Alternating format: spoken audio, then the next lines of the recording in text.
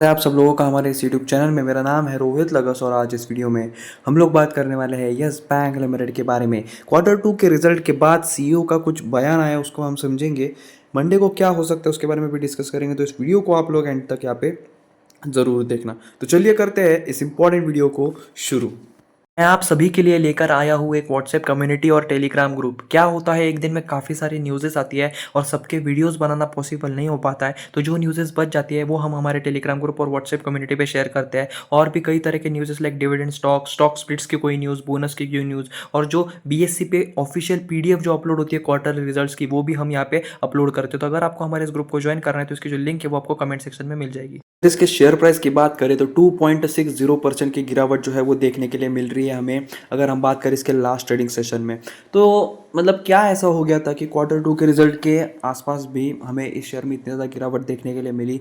तो रिजल्ट की अगर बात करें, थोड़ा एक देखिए पूरा डिस्कस नहीं करते, ऊपर ऊपर से समझ लेते हैं। तो येस बैंक के क्वार्टर टू के रिजल्ट जो है, नेट प्रॉफिट जो है उसमें हमें ग्रोथ देखने के लिए मिली 145% की ईयर ऑन ईयर बेसिस पे। 553 करोड़ रुपीज़ का यहाँ पे जो प्रॉफिट्स है वो रहे। और इनका जो हम जो रिजल्ट आने से पहले हम प्रीव्यू कहते हैं, क्वार्टर टू प्रीव्यू की भी बात करें तो वो भी ज़्यादा पॉजिटिव था। उसके बावजूद भी मार्केट में गिरावट देखने के लिए मिली। एनआईआईज जो है इनके 14% अप रहे। तो देखिए मार्केट गिरने के पीछे जो मेन था वो इंडेक्सेस का था। न्यूज़ की वगैरह देखा जाए तो जियो पॉलिटिकल सिचुएशन पे अभी बहुत सारी चल रही है, like Iran Israel war, crude oil की प्राइसेस बढ़ रही है, फिर डॉलर स्ट्रांग हो रहा है, रुपये की वैल्यू जो है वो गिर रही है। साथ ही साथ निफ्टी 50 का एक बहुत इंपॉर्टेंट क्रूशियल दो सपोर्ट थे, पिवट सपोर्ट और 50 मूविंग एवरेज सपोर्ट, जिसे सस्टेन नहीं कर पाया, जिस वजह से और ज़्यादा सेलिंग मार्केट में देखने के लिए मिली और मार्केट थोड़ा नेगेटिव हो गया। पर अब जो है थोड़ी रिकवरी की तरफ देखने के लिए मिल सकता है। ये वीक काफ़ी पॉजिटिव रह सकता है। डिटेल में समझना है तो आप हमारा लास्ट वीडियो जो है वो आप ज़रूर देखना, जिसमें मैंने अच्छे से डिस्कस किया निफ्टी 50 के टेक्निकल चार्ट्स को, ठीक है। अगर इसकी बात करें यस बैंक की, तो इंटरेस्ट अर्न जो है लेंडर ड्यूरिंग द क्वार्टर वो 730 करोड़ रहे, जो लगभग 15% अप थे 6,711 करोड़ से। देखिए अगर शेयर में 2-3-4 दिन गिरावट भी होती है ना, उसके बावजूद भी लॉन्ग टर्म परस्पेक्टिव से सोचिए, यस बैंक के क्वार्टर ऑन क्वार्टर बेसिस पे अच्छी इंप्रूवमेंट हो रही है। ईयर ऑन ईयर बेसिस पे भी जो है काफ़ी अच्छा बिजनेस जो है वो देखने के लिए यहाँ पे मिल रहा है। नेट इंटरेस्ट इनकम जो है वो 2,200 करोड़ देखने के लिए मिली क्वार्टर टू फाइनेंशियल 25 के लिए, जो लगभग 14.3% ज़्यादा है। वाइल नेट इंटरेस्ट मार्जिन एनआईएम्स जो है वो लगभग 2.4% रहे क्वार्टर ऑन क्वार्टर के बेसिस पे, यानी स्टेबल। तो मोस्ट ऑफ द रेशियोज जो है उसमें इंप्रूवमेंट देखने के लिए मिली है। अच्छा रिजल्ट रहा है। और यस बैंक बहुत बड़ी स्टोरी है, एक बहुत सक्सेसफुल बैंक हुआ करता था, उसके बाद राणा कपूर फ्रॉड वगैरह वो जो भी हुआ उस वजह से शेयर प्राइस एकदम नीचे चली गई। अब वहाँ पूरी तरह बर्बाद हो गया। आरबीआई ने प्राइवेट और पब्लिक सेक्टर बैंक से रिक्वेस्ट की, फिर उन्होंने इसमें इन्वेस्ट किया, फिर अब ये बैंक अपने आप खड़ा है यहाँ पे। मतलब उनकी मदद से बैंक जो है काफ़ी अच्छी ग्रोथ जो है वो दिखा रहा है, काफ़ी अच्छी रिकवरी जो है वो दिखा रहा है। नेट प्रॉफिट की बात करें तो क्वार्टर टू फाइनेंशियल 25 की तो 10% क्वार्टर ऑन क्वार्टर बेसिस पे इंक्रीज देखने के लिए मिला।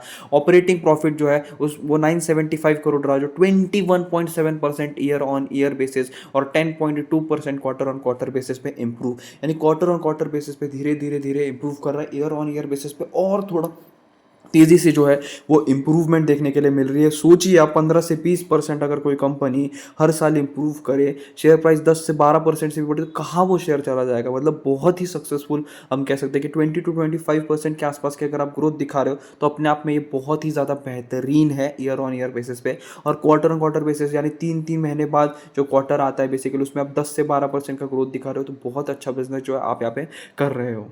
क्या आप लोगों को एक ऐसे ग्रुप की तलाश है जो स्टॉक मार्केट रिलेटेड हो, जहां आप लोग भी डिस्कस कर पाओ, अपने क्वेश्चंस को पूछ पाओ, दूसरे स्टॉक मार्केट एंथुसियास्ट से बात कर पाओ? क्या अगर आप लोगों को ऐसे ही ग्रुप की तलाश है तो मैं आप सभी के लिए लेकर आया हूँ एक ऐसा ही ग्रुप जहां आप लोग आपस में बात कर सको, जहां एक डिस्कशन हो, जहां आप लोग एक दूसरे से सलाह ले पाओ। मतलब एक ऐसा ग्रुप जहां सिर्फ और सिर्फ स्टॉक मार्केट की ही बातें हो। आप इसे अपनी स्टॉक मार्केट फैमिली भी कह सकते हो। और अगर आप सभी लोगों को हमारे फैमिली का पार्ट बनना है तो आपको एक छोटी सी नॉमिनल फीस देनी होगी। इसे बहुत ज़्यादा लिमिटेड लोगों के लिए लाना चाहते हैं। सिर्फ और सिर्फ इस ग्रुप में 100 लोग होंगे, जहां एक अच्छा इन्वायरमेंट होगा और आप जैसे ही जेन्युइन लोग होंगे। और इस ग्रुप को ज्वाइन करने की फीस है सिर्फ 100 रुपये। सिर्फ 100 रुपये में मैं आप लोगों को एक ऐसा ग्रुप, एक ऐसी कम्युनिटी दूंगा जहां आप लोग आपके स्टॉक मार्केट फ्रेंड्स के साथ डिस्कशन कर पाओ। तो यहाँ पे सिर्फ 100 स्लॉट्स होंगे, सिर्फ 100 लोगों को ही यहाँ पे जगह मिलेगी और आपको 100 रुपीज़ पे करके यहाँ पे एंट्री मिलेगी। और इसकी जो यूपीआई आईडी है आप यहाँ पे देख सकते हो, रोहित लगत 0610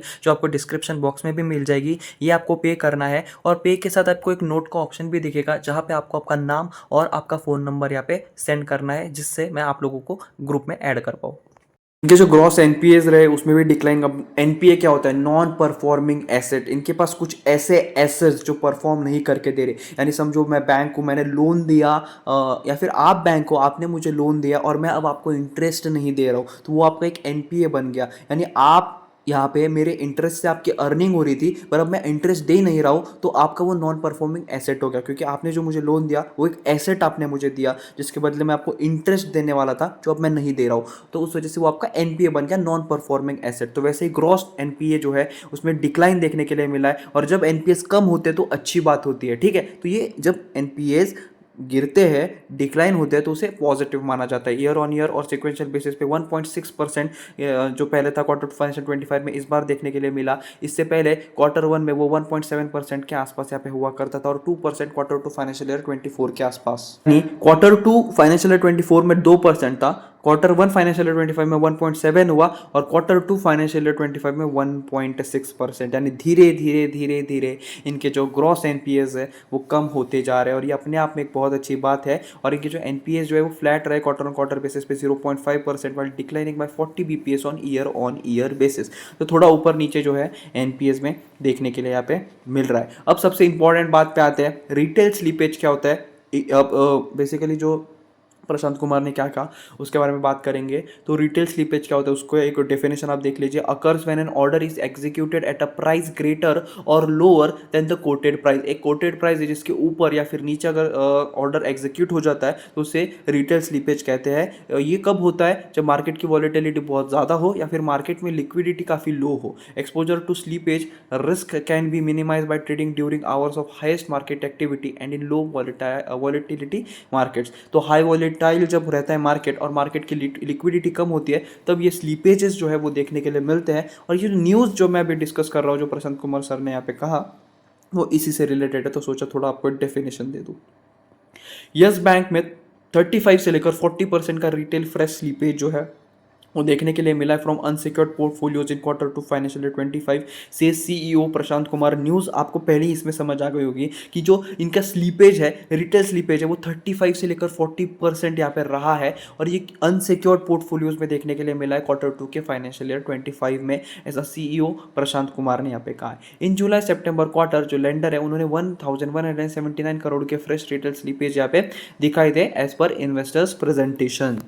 private sector lender Yes Bank जो है 35-40% के आसपास का रिटेल फ्रेश स्लीपेज देखने के लिए मिल रहा है अनसिक्योर्ड पोर्टफोलियोज में। और वो आप ये पूरा आर्टिकल यहाँ पे देख लेना एक बार, पर देखिए क्वार्टरली रिजल्ट्स अच्छे आए हैं, क्वार्टर ऑन क्वार्टर बेसिस पे भी इंप्रूवमेंट है, बहुत सारे रेशियोज में ईयर ऑन ईयर बेसिस पे भी इंप्रूवमेंट है। लॉन्ग टर्म परस्पेक्टिव से शेयर्स काफ़ी अच्छा है, काफ़ी इंप्रूव कर रहा है। ये जो शेयर है स्विंग ट्रेडिंग और लॉन्ग टर्म परस्पेक्टिव से देखा जाए तो ग्रोथ अच्छी है, फंडामेंटली स्ट्रांग हो रहा है धीरे धीरे कर कर, और टेक्निकली भी देखा जाए तो डिसेंट दिखाई दे रहा है अभी जो लेवल्स है उसके।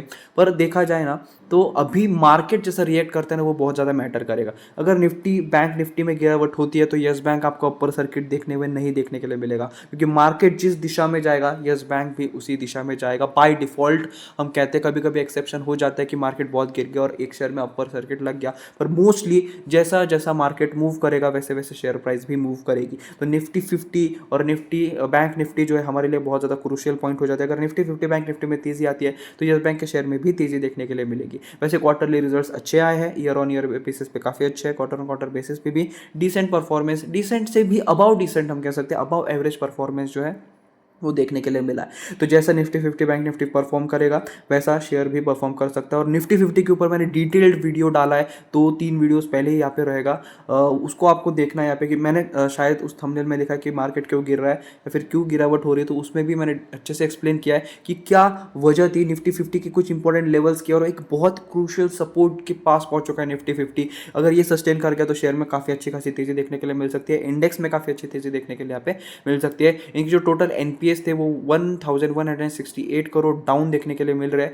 अभी पिछले बार 1168 करोड़ थे, जो इस बार 1246 करोड़ यहाँ पे देखने के लिए मिल रहे हैं in the previous quarter, indicating improved credit quality and lower default risk. Company का जो डिफॉल्ट रिस्क है वो काफ़ी कम हो रहा है और क्रेडिट क्वालिटी भी काफ़ी अच्छी तरह से इंप्रूव हो रही है। एनपीए प्रोविजन कवरेज रेशियो, जिसे हम पीसीआर के नाम से जानते हैं, वो 70% रही है, जो इससे पहले 56.4% रही थी क्वार्टर टू फाइनेंशियल 24 में, जो अच्छी बात है। 67.6% इन क्वार्टर वन फाइनेंशियल 25, तो इंप्रूवमेंट जो है वो हो रही है। Including technical writes off PCR at 81, ये थोड़ा कंफ्यूज भी होगा और अगर तो आप इसे स्किप भी कर सकते हो, पर ग्रॉस एनपीएस इंप्रूव हो रहे हैं, डिक्लाइन हो रहे हैं। अभी देखिए, इंप्रूव हो रहा है, डिक्लाइन मतलब डिक्लाइन होना ही इंप्रूवमेंट है। जब आपके एनपीएस कम होते हैं यानी आपकी कंपनी इंप्रूव कर रही है, आपका जो रिस्क है वो काफ़ी ज़्यादा कम हो रहा है, डिफॉल्ट रिस्क जो है वो कम हो रहा है। क्वार्टरली रिजल्ट्स अच्छे आए हैं, जैसे कि मैंने कहा, अगर इंडेक्सेस अच्छे करते हैं तो येस बैंक भी अच्छा करेगा, पर शॉर्ट टर्म पर्सपेक्टिव से इतना ना सोचते हुए लॉन्ग टर्म के लिए अगर आप देख रहे हो तो एक अच्छा ऑप्शन जो है हम कंसीडर कर सकते हैं। तो आज के इस वीडियो में सिर्फ इतना ही था। Thanks for watching, please subscribe.